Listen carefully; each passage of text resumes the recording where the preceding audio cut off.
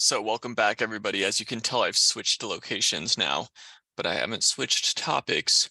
We're still talking about the origins of wilderness discourse. So this idea, again, of sort of an untouched nature apart from humanity. It's not unique to quote unquote Western cultures, however we want to define that. But certainly it is one that we see very heavily in how we sometimes think about wilderness conservation land conservation, land stewardship in places like the United States, Europe, and other areas such as that. And so there's lots of roots to that. It would be far too much to get into to cover all of them. I will mention just a few more. One of them is a movement in sort of the 1800s called Transcendentalism, which you might now be having some sort of memories vaguely lingering in the back of your head about a high school English class. But yeah, sort of this idea, people sometimes characterize Henry David Thoreau as this, or Walt Whitman, but anyways, this idea among some authors, as well as just people in general in the 1800s, of sort of a spiritual transcendence, oftentimes rooted in nature. Kind of the idea of nature as a spiritual refuge. And or maybe as a place where one can go to truly experience oneself. And then we can see other people closer, a little bit closer to our modern time that one could think of that way. I wanted to mention here once again John Weir, who we've already talked about, who some of the things that he said sometimes sounded kind of transcendentalist. So for example, the woods are calling, or maybe it's the forest is calling and I must go. There's a little more complicated than that, the quote in context, but anyways, you could think of, for example, Thoreau's quote, how does he say it? In wilderness lies the preservation of the world, something along those lines. Anyway, so these kinds of thoughts were sort of milling around, and you can kind of see them as rising at the same time as industrial revolution is really taking off in the United States and paralleling each other, as these things often do. People are concerned about larger cities and more industrial activity in the States. People are starting to think of then as nature not as their backyard, but as a thing that you go to experience away from the city. Nature as an imperiled home. And of course, all of this starts to more generally reflect dualism, which is something that is, again, basically the idea of a non-human nature separate from humans. Again, not unique to Western culture, but also not culturally universal. There are many cultures that don't view things as a sharp division, more of a blurry division, or perhaps not much of a division at all. I will say that there's a variety of origins to this kind of dualistic thinking. There's a Marxist geographer, I don't remember his first name, but last name of Smith, which isn't terribly helpful. It's like the most common surname in America. But anyways, there was a Marxist geographer by the name of Smith who wrote a paper called The Production of Nature in the 1980s, and he made the claim that it was the Industrial Revolution itself that caused us to think of nature as kind of a separate thing, as people started to be less connected to the crafts they were making, as things started to be made for companies who would sell it rather than sort of I'm making a chair that I'm going to sell at the market or something like that. So we start to become disconnected from the physical world in general, including nature that we're getting our natural products from. That back in the day would not have made sense to think of nature as separate in that way, because it's sort of where you're working all day. But when you're now working in a factory instead, you start to think of it as separate. That's one thing we could point to as an origin. Of course, capitalism more generally can be seen as having dualistic tendencies in the sense of the need to think of things as resources, for better or worse. That's not necessarily, it doesn't have to be a criticism, but that can be an observation. And then another thing, of course, we could even go as far back as Greek philosophy and find roots in Greek philosophy. Some people have tried to place the origins of dualism in Greek philosophy. Some have tried to place it in Judeo-Christian thought, and specifically the book of Genesis and the idea in the Bible of humans having, quote, dominion, although there's more than one way to translate that word, but anyways, dominion over the land. I think trying to reach that far back can sometimes be problematic, because then we can find other cultures that spring from the same roots and didn't go that same direction with their dualistic thinking. So it's a little problematic, but I can also see where that's coming from as well. The point is, dualism as kind of a way of thinking about nature is certainly something that by the 1800s, a lot of Americans were thinking that way, and a lot of Europeans. And it probably had multiple different roots. And it certainly affected why by the early 1900s, you had people thinking in terms of nature as something that is separate, that is imperiled and dangerous and important to preserve, as opposed to nature is just sort of the thing I walk around all day in, right? This sort of separation or slight distance, for better or for worse. This accelerates, of course, under sort of the 1960s modern environmentalism movement. I realize modern at this point is 60 years ago, and that might not seem modern to some of our younger viewers, but modern in the sense that there have been movements to protect nature presumably as long as there's been nature, but sort of what we think of as the American environmental movement and its sort of reverberations as well in other parts of the world really gets its start in the late 60s and then sort of culminates in Earth Day, the first Earth Day in 1970. Has its roots in a lot of different things, but among other things, sort of this growing consciousness of the Earth as the one limited space that we all had that could potentially run out of resources. An idea that nowadays seems very common sense, but at the time was slightly revolutionary. All right, so all those things kind of fed into how we think about wilderness as this separate thing that needs to be protected. Now, that is helpful to understand for a lot of reasons. It's helpful to understand if you're a land manager, so you can kind of understand the origins of some of the laws we have in the United States about land that for better or worse may rely on this kind of thinking. It's also helpful to understand people that are visiting a natural site. If you're trying to preserve, let's say, a national forest and you happen to be in the Forest Service and it's part of your job to make sure that you meet the various needs of people that use this forest, whether for hunting or maybe you do some limited logging on the land, maybe you allow some camping. It's helpful to think about, for those who are coming from more like tourism, quote unquote, kind of uses like hunting or like hiking.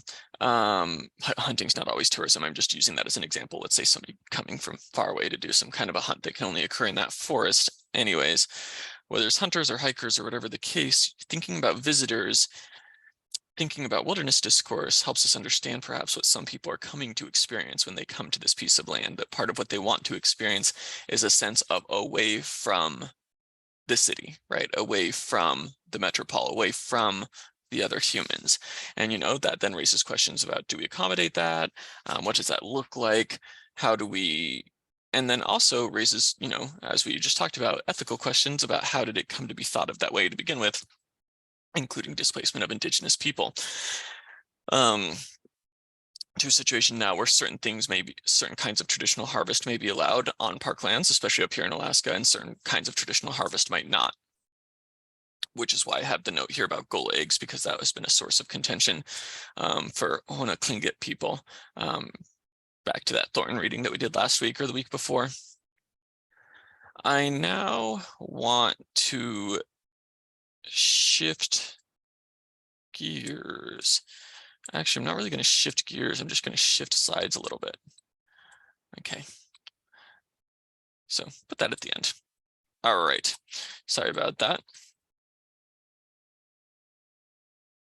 This whole idea of dualism then can contribute to a type of conservation model that we sometimes call fortress conservation. That's not something that people usually call their own strategy. They're not like a park manager is never going to be like, we do fortress conservation, because it sounds kind of bad and it kind of has a dirty name.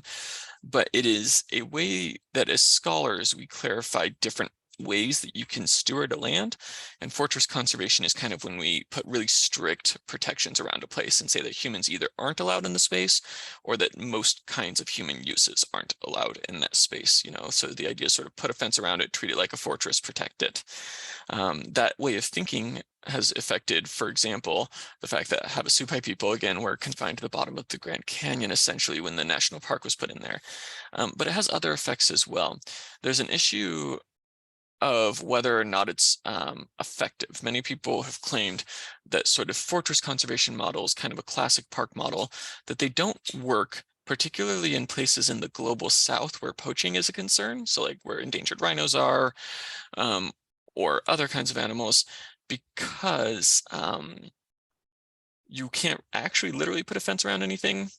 fully, or have enough poachers, or sorry, enough, wildlife rangers to make sure that the fence always stays up. Or in other words, if people have a really vested interest in trying to poach or misuse a resource, whether that's because they're in poverty and they're just trying to get some food, or whether that's because they're trying to sell ivory on a global market, both types of poaching obviously come from two very different places, but either way, if people are that motivated, then a fence probably will not do the trick, and an anti-poaching patrol may or may not, depending on how big the area is. So one of the things that people sometimes critique fortress conservation about is that it's perhaps not as effective because it doesn't have buy-in, that you will never be able to entirely police or protect a place, and that instead you need to have a community actually buy into protecting its own space. That is part of a broader, what we sometimes call the parks versus people debate in anthropology. Basically, what effect do these huge, or sometimes quite small, protected areas have on local people that are used to farming or hunting in these spaces? Sometimes those uses are allowed, but there's certainly a lot of times where they're not. And then what happens to the people in that equation? So again, I think protected areas are important to have, but how do we ensure that traditional users are still able to live a sustainable life with that forest if they've been living a sustainable life with that forest for centuries? Another issue that people sometimes bring up with fortress conservation is the idea of disproportionality. So as some of my examples there suggested, we have a situation in the world where some of our biggest hotspots, biodiversity hotspots, areas with a lot of animal species, including endangered animal species, but just a lot of species, period, are basically in the tropics. The tropics are also, with a few exceptions, some of the places that are the least economically robust per capita, that are the least prosperous, the global south, as we sometimes say, or the third world, as you might have said if you grew up in the 90s or the 80s or something. And so that area, the quote unquote underdeveloped nations, although I freaking hate that term underdeveloped because it has all sorts of value implications that I don't agree with, but the quote unquote underdeveloped nations, or the less industrialized nations, might be a more neutral way to put that, are overwhelmingly going to be the places where you have a lot of large protected areas, sometimes which are sort of funded by outside conservation agencies or put into place by governments in cities that really want to look good at the global stage.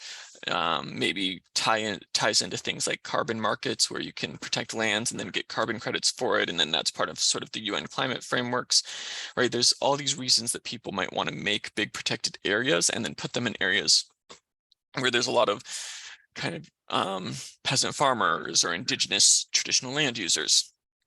And those areas tend to overlap. So there's an issue of kind of proportionality.